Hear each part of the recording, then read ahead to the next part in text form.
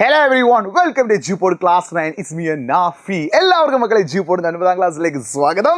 ഞാൻ നിങ്ങളുടെ നാഫി. അപ്പോൾ നമ്മുടെ ഒന്നാമത്തെ ചാപ്റ്ററാണ് ജോഗ്രഫിയിലേത് ഏത് റൂഫ് ഓഫ് ദി വേൾഡ് അഥവാ ലോകത്തിന്റെ മേൽക്കൂരയിൽ. ആ ചാപ്റ്ററുമായിട്ട് ബന്ധപ്പെട്ട കാര്യങ്ങൾ വളരെ ക്വിക്കായിട്ട് നമ്മളൊരു 10-15 മിനിറ്റ് കൊണ്ട് എന്ത് ചെയ്യാണ് ഈ ചാപ്റ്റർ മൊത്തം നമ്മളൊന്ന് ക്വിക്കായിട്ട് റിവൈസ് ചെയ്യാൻ പോവുകയാണ്. അപ്പോൾ ഇതിൻ്റെയൊക്കെ നോട്ട് നിങ്ങൾക്ക് ആവശ്യമുണ്ടെങ്കിൽ നമ്മൾ കമൻറ്റ് ബോക്സിൽ പിൻ ചെയ്തിട്ടുള്ള ഓണം എക്സാമിൻ്റെ സ്പെഷ്യൽ വാട്സ്ആപ്പ് കമ്മ്യൂണിറ്റി നിങ്ങൾ നിർബന്ധമായിട്ടും ജോയിൻ ചെയ്യുക. നിങ്ങൾ നമ്മുടെ ഓണം എക്സാമിൻ്റെ സ്പെഷ്യൽ വാട്സ്ആപ്പ് കമ്മ്യൂണിറ്റി ജോയിൻ ചെയ്താൽ നിങ്ങൾക്ക് ഓണം എക്സാമിന് ഫുൾ A+ കിട്ടാനുള്ള ഫസ്റ്റത്തെ ചോട് നിങ്ങൾ വെച്ച് കഴിഞ്ഞു. രണ്ടാമതായി നിങ്ങൾ പഠിച്ചാൽ മതി. ആദ്യം ചെയ്യേണ്ടത് ഈ നോട്ടും കാര്യങ്ങളും കിട്ടുന്ന ഓണം എക്സാമിൻ്റെ സ്പെഷ്യൽ വാട്സ്ആപ്പ് കമ്മ്യൂണിറ്റി ജോയിൻ ചെയ്യണം. അപ്പോൾ ആരെങ്കിലും ജോയിൻ ചെയ്യാൻ ബാക്കിയുണ്ടെങ്കിൽ ഉടനെ തന്നെ ജോയിൻ ചെയ്തോ. അപ്പോൾ on the roof of the world അഥവാ ലോകത്തിൻ്റെ നെറുകയിൽ നിന്നുള്ള ചാപ്റ്ററിൽ നമ്മൾ ആദ്യം പഠിക്കുന്നത് എന്താ? Classification of northern mountain ranges അല്ലെ, ഉത്തരപർവ്വത മേഖലകളുടെ വർഗീകരണം. ഏതൊക്കെയാണ്? ട്രാൻസ് ഹിമാലയമുണ്ട്, ഹിമാലയമുണ്ട്, ഈസ്റ്റേൺ ഹിൽസ് അഥവാ കിഴക്കൻ കുന്നുകൾ. ഇത് മൂന്നുമാണ് എന്ത്? Classification of northern mountain ranges അഥവാ ഉത്തരപർവ്വത മേഖല യുടെ വർഗീകരണം. ഇതിൽ ഓരോന്നിൻ്റെ ഫീച്ചേഴ്സ്, ട്രാൻസ് ഹിമാലയത്തിൻ്റെ ഫീച്ചേഴ്സ് പഠിക്കണം, ഹിമാലയത്തിൻ്റെ ഫീച്ചേഴ്സ് പഠിക്കണം, ഈസ്റ്റേൺ ഹിൽസ് അല്ലെങ്കിൽ കിഴക്കൻ കുന്നുകൾ അഥവാ പൂർവാച്ചലിൻ്റെ ഫീച്ചേഴ്സ് നിങ്ങൾ എന്ത് ചെയ്യണം? പഠിച്ചിരിക്കണം. അപ്പോൾ എന്തൊക്കെയാണ് ട്രാൻസ് ഹിമാലയത്തിൻ്റെ ഫീച്ചേഴ്സ്? ക്യുക്കായി നോക്കിക്കോ. ടിബറ്റൻ ഹിമാലയാസ്, ഇതിന് എന്തുകൂടി വിളിക്കുന്നുണ്ട്? ടിബറ്റൻ ഹിമാലയാസ് എന്ന് വിളിക്കുന്നുണ്ട്. ഇതിൻ്റെ ഹൈറ്റ് എത്രയാടാ? 3000 മീറ്റർ അഥവാ 3000 മീറ്റർ ആണ്. ഇതിൻ്റെ വിഡ്ത്ത് എത്രയാടാ? 40 കിലോമീറ്റേഴ്സ് അഥവാ 40 കിലോമീറ്റർ ആണ്. ഇതിൻ്റെ ലെങ്ത് അഥവാ നീളം എത്രയാ? 965 കിലോമീറ്റർ അഥവാ 965 കിലോമീറ്റർ. ഇത്രയും പോയിന്റ്സ് നിങ്ങൾക്ക് എന്തിനെ കുറിച്ച് പഠിക്കാൻ പറ്റും? ട്രാൻസ് ഹിമാലയത്തെ കുറിച്ച് പഠിക്കാൻ പറ്റും. ഇനി ഹിമാലയത്തിന് 3 ഭാഗങ്ങളുണ്ട്: ഹിമാദ്രി, ഹിമാചൽ, ശിവാലിക്സ്. ഇത് എന്തായാലും പഠിച്ചിരിക്കണം. എക്സാമിന് ഇതിന്നൊരു ചോദ്യം ഉറപ്പാണ്. എന്തൊക്കെയാണ്? ശിവാലിക്സ് പറഞ്ഞാൽ ഏറ്റവും താഴെയുള്ളത് ശിവാലിക്സ് ആണ്, അതിന് മുകളിലുള്ളത് ഹിമാചലാണ്, അതിന് മുകളിലുള്ളത് ഹിമാദ്രിയാണ്. പഠിച്ചു വെച്ചോ. ഇനി ശിവാലിക്സിന്റെ പ്രത്യേകത എന്താണ്? വിഡ്ത്ത്, വീതി എത്രയാ? 60 to 150 കിലോമീറ്റർ, 60 മുതൽ 180 കിലോമീറ്റർ വരെ വീതി എന്തിനുണ്ട്? ശിവാലിക്സിനുണ്ട്. ശിവാലിക്സിന് വിളിക്കുന്ന പേരാണെന്ത്? ഔട്ടർ ഹിമാലയ. അത് ചോദിക്കാറുണ്ട്, വൺ വേർഡ്. ഔട്ടർ ഹിമാലയ എന്ന് വിളിക്കുന്നത് ആരെയാണ്? ശിവാലിക്സിനാണ്. ഇനി ഹിമാദ്രിയുടെ വിഡ്ത്ത് എന്ന് പറഞ്ഞാൽ എത്രയാണ്? 60 to 80 കിലോമീറ്റേഴ്സ് ആണ് ഹിമാദ്രിയുടെ വിഡ്ത്ത്. ഹിമാദ്രിയിലെ ഹിമാചലിലെ വിഡ്ത്ത് എത്രയാണ്? 60 to 80 കിലോമീറ്റേഴ്സ് ആണ് ഹിമാചലിലെ വിഡ്ത്ത് അഥവാ വീതി. ഹിമാചലിലെ ഹൈറ്റ് അഥവാ നീളം എത്രയാണ്? 3500 to 4500 മീറ്റർ ആണ് അല്ലേ. 3500 മുതൽ 4500 മീറ്റർ വരെയാണ്. ഇതിനെ വിളിക്കുന്ന മറ്റൊരു പേരാണെന്ത്? ലെസർ ഹിമാലയം. അപ്പോൾ നിങ്ങൾ ചോദിക്കും, സാറേ ശിവാലിക്സിന്റെ ഹൈറ്റ് എത്രയാണ്? 1220 മീറ്റർ ആണ് എന്ത്? ശിവാലിക്സിന്റെ ഹൈറ്റ്. ഇനി ഹിമാദ്രിയുടെ ഹൈറ്റ് എത്രയാ? 6100 മീറ്റർ. ആവറേജ് ഹൈറ്റ് എത്രയാ? 6100 മീറ്റർ ആണ്. ഇതിനെ വിളിക്കുന്ന പേരാണ് എന്ത്? ഗ്രേറ്റർ ഹിമാലയാസ് അല്ലെങ്കിൽ ഇന്നർ ഹിമാലയാസ്. ഇതിന്റെ വിഡ്ത്ത് എന്ന് പറഞ്ഞാൽ എത്രയാ? 25 കിലോമീറ്റേഴ്സ് അഥവാ 25 കിലോമീറ്റർ ആണ്. ഇത് മൂന്നിന്റെ ഫീച്ചേഴ്സ് പഠിച്ചോ, ഏതെങ്കിലും ഒന്ന് എക്സാമിന് ചോദിക്കും. ഇനി ഒറിജിൻ ഓഫ് ഹിമാലയാസ്, ഹിമാലയം എങ്ങനെ ഉണ്ടായത്? ഈ ഹിമാലയം ഉണ്ടാവാൻ കാരണം നിങ്ങൾ എന്ത് പഠിക്കണം? അതിന് മുന്നേ ഇത് പഠിക്കണം. കാരണം കഴിഞ്ഞ എക്സാമിന് ഈ 3 ചിത്രങ്ങൾ തന്നിട്ട് ഇത് ഏതൊക്കെയാണെന്ന് ചോദിച്ചിട്ടുണ്ട്. അപ്പോൾ ശ്രദ്ധിച്ചോ, 2 ഫലകങ്ങൾ തമ്മിൽ അടുത്ത് വരികയാണെങ്കിൽ എന്താണ്? കൺവേർജന്റ് ബൗണ്ടറി അഥവാ സംയോജക സീമയാണ്. 2 ഫലകങ്ങൾ തമ്മിൽ അകന്നു പോവുകയാണെങ്കിൽ, ഇങ്ങനെ വിട്ടു പോവുകയാണെങ്കിൽ അല്ലേ, plate move away from each other ആണെങ്കിൽ എന്താണ്? ഡൈവേർജന്റ് ബൗണ്ടറി അഥവാ വിയോജക സീമയാണ്. 2 പ്ലേറ്റ്സ് തമ്മിൽ ഇങ്ങനെ ഉരങ്ങി നീങ്ങാം, the place slide pass each other. 2 ഫലകങ്ങൾ തമ്മിൽ ഉരങ്ങി നീങ്ങാൻ നമ്മളതിന് എന്ത് വിളിക്കുന്നു? ട്രാൻസ്ഫോം ബൗണ്ടറി അഥവാ ഛേദക സീമ എന്ന് വിളിക്കുന്നു. ഇനി ഹിമാലയം എങ്ങനെയാണ് ഉണ്ടായത്? ഇന്ത്യൻ പ്ലേറ്റും യൂറേഷ്യൻ പ്ലേറ്റും കൂട്ടിയിടിച്ചിട്ടാണ്. മില്യൺസ് ഓഫ് ഇയേഴ്സ് ഒക്കെ, ലക്ഷക്കണക്കിന് വർഷങ്ങൾക്ക് മുമ്പ് ഇന്ത്യൻ പ്ലേറ്റും യൂറേഷ്യൻ പ്ലേറ്റും കൂട്ടിയിടിച്ചിട്ടാണ് എന്തുണ്ടായത്? ഹിമാലയം ഉണ്ടായത്. ഈ നോട്ട് അങ്ങോട്ട് എഴുതി വെച്ചാൽ അതിനുള്ള 4 മാർക്കുമായി. അടുത്ത എന്താടാ? ഈ ഹിമാലയത്തിൻ്റെ റീജിയണൽ ഡിവിഷൻസ്, പ്രാദേശിക വിഭജനങ്ങളാട്ടോ. ഹിമാലയത്തെ 3ആയി ഡിവൈഡ് ചെയ്തിട്ടുണ്ട്. വെസ്റ്റേൺ ഹിമാലയ, അതായത് ബേസ്ഡ് ഓൺ റീജിയൻ. മറ്റേ ക്ലാസിഫിക്കേഷൻ എന്താ? ബേസ്ഡ് ഓൺ എന്താണ് ജിയോഗ്രഫി ആണല്ലോ, അതായത് ബേസ്ഡ് ഓൺ ജിയോമോർഫിക് പ്രോസസ് അല്ലെങ്കിൽ ജിയോഗ്രഫിയാണ്. ജിയോഗ്രഫി അനുസരിച്ച് ഹിമാലയത്തെ എന്ത് ചെയ്തിട്ടുണ്ട്? 3ആയി ഡിവൈഡ് ചെയ്തിട്ടുണ്ട്. ഏതൊക്കെയാണ്? ഹിമാദ്രി, ഹിമാചൽ, ശിവാലിക്സ്. അതേപോലെ തന്നെ Himalaya is divided into 3 based on region അനുസരിച്ച് ഹിമാലയത്തെ 3ആയി ഡിവൈഡ് ചെയ്തിട്ടുണ്ട്. വെസ്റ്റേൺ ഹിമാലയം, പടിഞ്ഞാറൻ ഹിമാലയം, സെൻട്രൽ ഹിമാലയം, മധ്യ ഹിമാലയം, ഈസ്റ്റേൺ ഹിമാലയം, കിഴക്കൻ ഹിമാലയം. ഓരോന്നിൻ്റെ ഫീച്ചേഴ്സും എന്ത് ചെയ്യണം? പഠിച്ചു വെക്കണം. It's very very important. എന്താണ് വെസ്റ്റേൺ ഹിമാലയം എന്ന് പറഞ്ഞാൽ? ഈ ഹിമാലയത്തിൻ്റെ ഇടയിലൊക്കെ എന്തുണ്ട്? റിവേഴ്സ് ഉണ്ട്. അതായത് റിവർ ഇൻഡസ്, സിന്ധു നദിക്കും അതേപോലെ തന്നെ റിവർ കാളി നദിക്കും ഇടയിലാണ് എന്തുള്ളത്? വെസ്റ്റേൺ ഹിമാലയം, പടിഞ്ഞാറൻ ഹിമാലയം. കാളി നദിക്കും ടീസ്റ്റ നദിക്കും ഇടയിലാണ് എന്തുള്ളത്? സെൻട്രൽ ഹിമാലയം, മധ്യ ഹിമാലയം. ടീസ്റ്റ നദിക്കും ബ്രഹ്മപുത്ര നദിക്കും ഇടയിലാണ് എന്തുള്ളത്? ഈസ്റ്റേൺ ഹിമാലയം അഥവാ കിഴക്കൻ ഹിമാലയം. ഈ ഒരു ടേബിൾ പഠിച്ചു വെച്ചോ. എക്സാമിന് ചിലപ്പോൾ എന്ത് ചെയ്യും? ഈ ഒരു ക്വസ്റ്റ്യൻ ചോദിക്കാൻ ചാൻസ് ഉണ്ട്. ഓരോ ഹിമാലയവും ഏതൊക്കെ റിവേഴ്സിൻ്റെ ഇടയിലാണ്. ഇനി ഈ വെസ്റ്റേൺ ഹിമാലയത്തെ നമ്മൾ പിന്നെയും 3ആയി ഡിവൈഡ് ചെയ്തിട്ടുണ്ട്. കാശ്മീർ ഹിമാലയം, അതേപോലെ തന്നെ ഹിമാചൽ ഹിമാലയം, ഉത്തരാഖണ്ഡ് ഹിമാലയം. ശ്രദ്ധിക്കണേ, the western Himalaya is again divide into 3. പടിഞ്ഞാറ് ഹിമാലയത്തെ വീണ്ടും നമ്മൾ 3ആയി തരംതിരിച്ചിരിക്കുന്നു. കാശ്മീർ ഹിമാലയം, ഹിമാചൽ ഹിമാലയം, ഉത്തരാഖണ്ഡ് ഹിമാലയം. അപ്പോൾ ശ്രദ്ധിക്കണേ, ഈ കാശ്മീർ ഹിമാലയത്തിന്റെ ഫീച്ചേഴ്സ് ഈ ഒരു പോയിന്റ്സ് അങ്ങോട്ട് പഠിച്ചു വെക്കണേ. 3.5 lakh സ്ക്വയർ കിലോമീറ്റർ, 3.5 ലക്ഷം ചതുരശ്ര കിലോമീറ്റർ ആണ് എന്ത് ആകെ വീതി. ജമ്മു കാശ്മീരിലും ലഡാക്കിലുമായിട്ടാണ് കാശ്മീർ ഹിമാലയം കാണുന്നത്. ഇതിന്റെ വിഡ്ത്ത് എന്ന് പറഞ്ഞാൽ എത്രയാ? അറൌണ്ട് 500 കിലോമീറ്റർ ആണ്. ഇവിടെ ഒരുപാട് മൗണ്ടൈൻ പീക്സ്, മലനിരകൾ കാണുന്നുണ്ട്. കാരക്കോറം, സസ്കർ, ലഡാക്ക്, പീർപ്പഞ്ചൽ. ഇവിടുത്തെ ഏറ്റവും ഉയരം കൂടിയ കൊടുമുടി അഥവാ മൗണ്ട് ഏതാ? മൗണ്ട് ഗോഡ്വിൻ ഓസ്റ്റിൻ ആണ്. ഈ കാശ്മീർ ഹിമാലയത്തിൽ സിയാച്ചിനും ബോൾട്ടോറയും പോലെയുള്ള ഗ്ലേഷ്യേഴ്സ് അഥവാ ഹിമാനികൾ കാണുന്നുണ്ട്. അതുമാത്രമല്ല ഈ ഒരു ഭാഗത്ത് എന്തുണ്ട്? ധാൽ ലേക്ക് ഉണ്ട്. ഇവിടെ കാണുന്ന ഒരു തടാകമാണ് ഇത്, ധാൽ ലേക്ക്. ഇവിടെ ചുരങ്ങളുണ്ട്. ഒരു പ്രധാനപ്പെട്ട ചുരമാണ് ഇത്, ബനിഹാൾ പാസ്. ഓർത്ത് വെച്ചോ, ബാനിഹാൽ എന്ന് വിളിച്ചാൽ മതി. ഞാൻ ബനിഹാൽ സാറിന് വിളിക്കുക. ബനിഹാൾ പാസ് എന്താണ്? കാശ്മീർ ഹിമാലയത്തിൽ കാണുന്ന ഒരു ചുരമാണ്. എവിടുന്ന്? കാശ്മീരിനെ ശ്രീനഗറുമായിട്ട് കണക്ട് ചെയ്യുന്ന പീർപ്പഞ്ചലിൻ്റെ ഉള്ളിൽ കൂടെയുള്ള ഒരു ചുരമാണ് ഇത് ബനിഹാൾ പാസ് എന്ന് പറയുന്നത്. ഇവിടെ ദാൽ ലേക്കൊക്കെ നമുക്ക് കാണാൻ പറ്റും. പിന്നെ കാശ്മീർ ഹിമാലയത്തിൽ നമുക്ക് എന്ത് കാണാൻ പറ്റുക? മർഗുകൾ കാണാൻ പറ്റുക.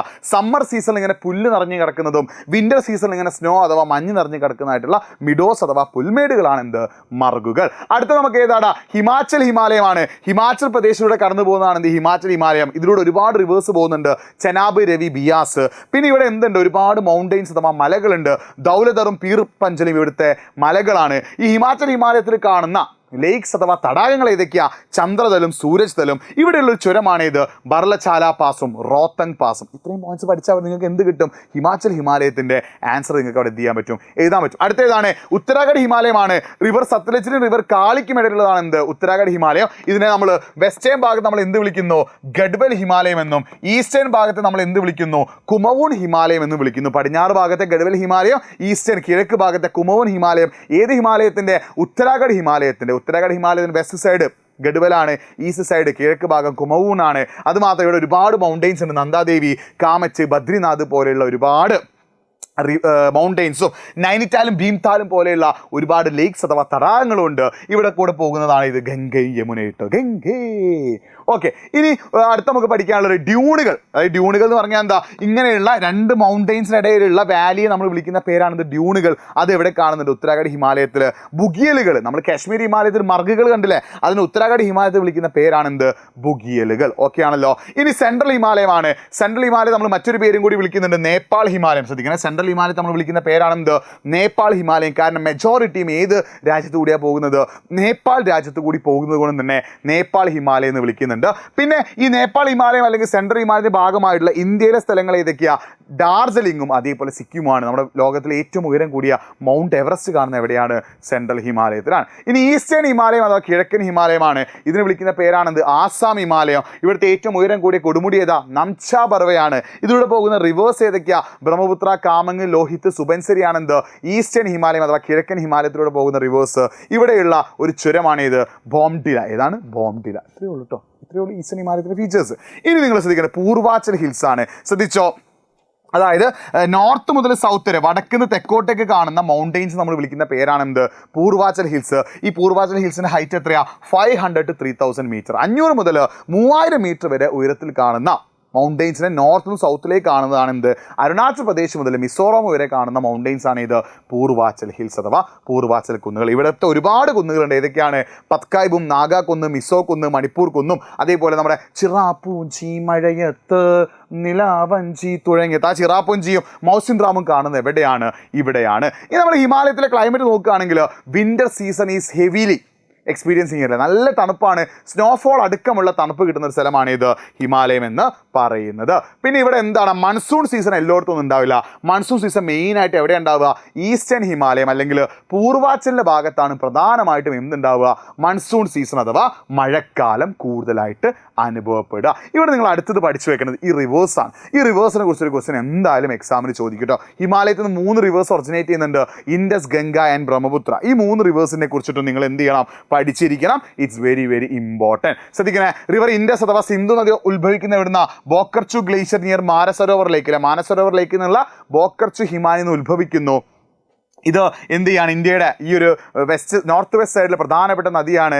അതേപോലെ തന്നെ ഇതിന് പ്രധാനപ്പെട്ട പോഷക നദികളാണ് ഏതൊക്കെ? സത്ലജ്, രവി, ബിയാസ് പോലുള്ളതൊക്കെ എന്താണ് പ്രധാനപ്പെട്ട പോഷക നദി ട്രിബ്യൂട്ടറീസ് ആട്ടോ. ഗംഗ ഒറിജിനേറ്റ് ചെയ്യുന്ന എവിടുന്നാണ്? ഗംഗോത്രി ഗ്ലേഷ്യർ ആണ്, അതായത് ഗോമുഖിൽ നിന്നാണ്. യമുന, ഗാഗ്ര, ഗാണ്ഡക്, കോസിയാണെന്ന് പ്രധാനപ്പെട്ട പോഷക നദികൾ.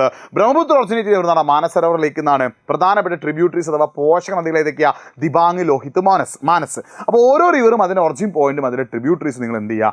പഠിച്ചു വെക്കുക. പിന്നെ ഇവിടെ കാണുന്ന സോയിൽ, ഹിമാലയത്തിൽ കാണുന്ന സോയിൽ എന്താ? മൗണ്ടെയിൻ സോയിലും ഫോറസ്റ്റ് സോയിലുമാണ്. പഠിച്ചു വെച്ചോ, വളരെ വളരെ ഇമ്പോർട്ടൻ്റ് ആണ്. പിന്നെ ഈ ഒരു ക്വസ്റ്റ്യൻ ചോദിക്കും, അതായത് why Himalayan region is having less ഇത് എന്താണ് ലെസ് കൾട്ടിവേഷൻ, എന്തുകൊണ്ടാണ് ഇവിടെ കൃഷി വളരെ കുറഞ്ഞതായിട്ട് കാണുന്നത്? എന്താണ് ഇവിടെ കൃഷി കുറയാനുള്ള കാരണം? എന്താണ് ഭയങ്കരമായിട്ടുള്ള ഡിഫിക്കൽട്ട് ടെറൈനാണ്, ഭയങ്കര ബുദ്ധിമുട്ടായിട്ടുള്ള പ്രദേശമായതുകൊണ്ടാണ് കേട്ടോ. ഇനി നിങ്ങൾ ശ്രദ്ധിച്ചോ, ഇവിടെ കാണുന്ന നാച്ചുറൽ വെജിറ്റേഷൻ, ഇവിടെ എന്താണ്? ഹിമാലയത്തിൻ്റെ ഓരോ ഭാഗത്തും ഓരോ ഹൈറ്റുള്ള മരങ്ങളാണ്. ഇത് ഈ ഈസ്റ്റേൺ ഹിൽസ് അഥവാ കിഴക്കൻ കുന്നുകളുണ്ട്, പൂർവാച്ചൽ, അവിടെയൊക്കെ എന്താണ്? നല്ല ഉയരം കൂടിയ മലകളുണ്ട്, അങ്ങനെ അവിടെ മഴ കൂടുതലാണ്. അപ്പോൾ ഹിമാലയത്തിൻ്റെ ഓരോ ഭാഗത്തും ഓരോരോ ഹൈറ്റുള്ള മരങ്ങളാണ്. ഇവിടെ ഈസ്റ്റേൺ ഹിൽസ് അഥവാ കിഴക്കൻ മലനിരകളുടെ ഭാഗത്ത് എന്തുണ്ട്? നല്ല ഉയരം കൂടിയ നല്ല മഴയും ലഭിക്കുന്നുണ്ട്.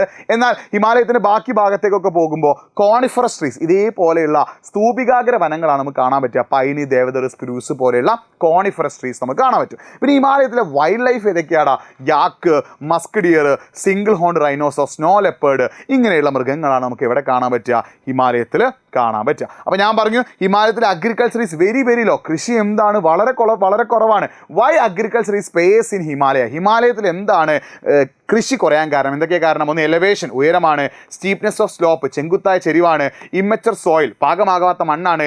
ലോ ടെമ്പറേച്ചർ അഥവാ കുറഞ്ഞ താപനിലയുമാണ്. പഠിച്ചു വെച്ചിട്ടോ. ഓക്കെ ആണല്ലോ. ഇവിടെ എന്തൊക്കെയാണ് കൃഷി ചെയ്യുന്നത്? Paddy, legumes, potatoes, wheat, fruit crops, ഇങ്ങനത്തെ സാധനങ്ങളൊക്കെ എന്ത് ചെയ്യുന്നുണ്ട്? ഹിമാലയത്തിൻ്റെ പല ഭാഗത്തും കൃഷി ചെയ്യുന്നുണ്ട്. പിന്നെ ഹിമാലയത്തിൽ ഈസ്റ്റേൺ ഹിമാലയ, കിഴക്കൻ ഹിമാലയത്തിൻ്റെ ഭാഗത്ത് ആസാമിലും ഡാർജിലിങ്ങിലൊക്കെ എന്ത് കൾട്ടിവേറ്റ് ചെയ്യുന്നുണ്ട്?